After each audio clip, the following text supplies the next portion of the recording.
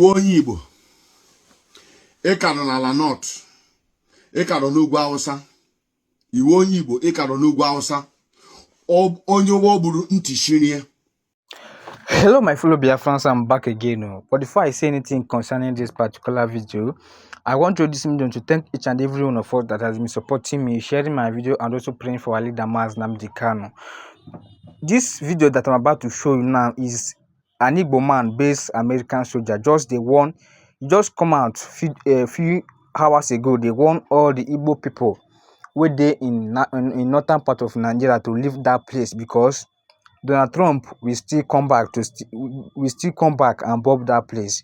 So just take some time and listen to him because he break everything down, and I don't want anything to happen to my fellow Biafrans. So stay tuned and hear from him. And as they watch this particular video, do not forget to share so that other Biafrans can be able to benefit from this particular video. Thank you and have a nice day. Share this video so that all Igbo people can be able to see this particular video because it is very, very important. On love. Iwe onye Igbo ịkara n'ala North, ịkara n'ugwu Hausa. Iwe onye Igbo ịkara n'ugwu Hausa, onye ụgbọ gburu ntị shirie. Oshishi hụrụ ọnụ gburu ntị shirie. Kwara ibu gị pụọ n'ala North na Nigeria. Na America a na-ala azụ na nke a. Iwe onye Igbo nọ na North, iwe onye Igbo nọ n'ugwu Hausa, buru ibu gị laa ala Igbo now. America abatala Nigeria. Anyị abatala Nigeria and anyị ala-alaghachi azụ. Nna asụ ya ka ene ya now. Nna asụ da asụsụ ka ene ya now. Iwe onye Igbo nọ n'ala North. Zuzuru laa ala Igbo. Zuzuru kpọrọ family gị laa ala Igbo. Ị na-eme ka onye riri eri. Zuzuru kpọrọ family gị laa ala Igbo. America na hapụ any stone unturned. Na North na ka ngwa gị ọnụ. Buzuzuru kpọrọ family gị laa ala Igbo. Share this video ka o ruo onye Igbo niile nọ n'ala North ntị. Ị nọ Abuja, ị nọ Kano, Kaduna, Maiduguri, Jos, Plateau, ebe ọ na nọ, buru ibu gị laa ala Igbo. Agwara m nwunye agwa, time shall come, ala Igbo ga-awụ refugee for ndị Yoruba. Ala Igbo ga-awụ IGP camp for ndị Yoruba. Time ose etibele, oge ka na-abịa. Share this video ka o ruo onye ọbụla ntị. Good morning, Nigerians all over the world. If today is your first time coming across my video, please press hand and follow button. Follow me. Go and subscribe on my YouTube. Follow me, like, comment, and share. Yeah, please, I want to hear your comment on this video. I want to hear your comment. Your comment is very, very important to us. It's very, very useful to us. Tell us how we can be able to work. How we can be able to work. Ghana comment today, comment together, comment now get a long way. On a help a long way. Oh, you know, because with your comment, I am man what to do. You know, last month, when video man go know that in America is already in Nigeria. Some people graduate me follow. After how wait for 1 week, 2 weeks, they went and follow me, thinking that I'm They went and follow me. You got saying, where is it America? America, no, Lemagwag. Unango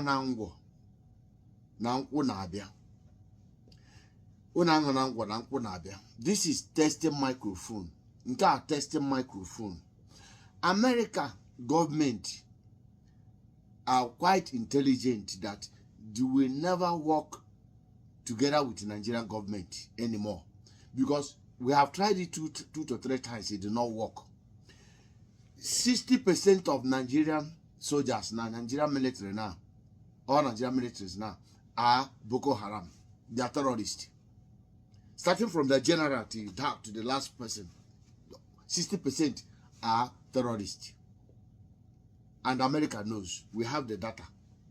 I am only the data. I am 60% of Nigerian militaries which are Ndeboko, which are terrorists. I am macha.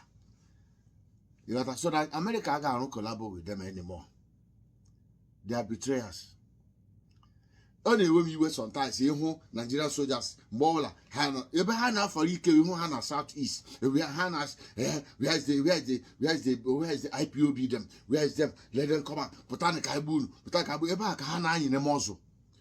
Eba Hannah in a muzzle, but they go, their generals, they use ego, and they go her location, ego little allowances, Hane William Nazarala, now Anuka Solo Abuja. Nigerian Borno State, and we have about 18 local government. The terrorists may occupy 18 local government. Chupocha, the indigenous on an IGP camp.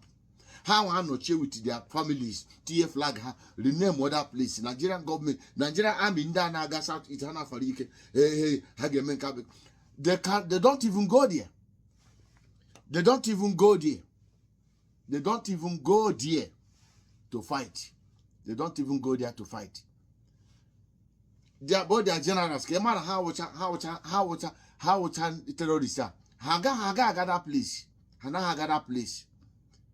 Jail logo. But they send them aside is in the ordinary flag. Eba kiga almost will hang up.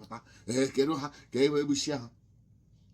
I'm not going to share this video called Gavara. Relax, yan. Cool only down. Nkao busum dibo na be busum. Nkao busum. Testing microphone ke tester. Are you the sponsor from 2012?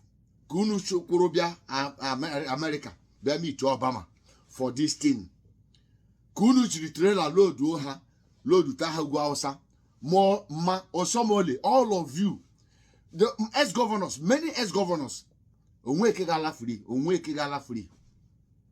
Many ex-governors on APC. All of them from APC, from the beginning to the end, free. Niger.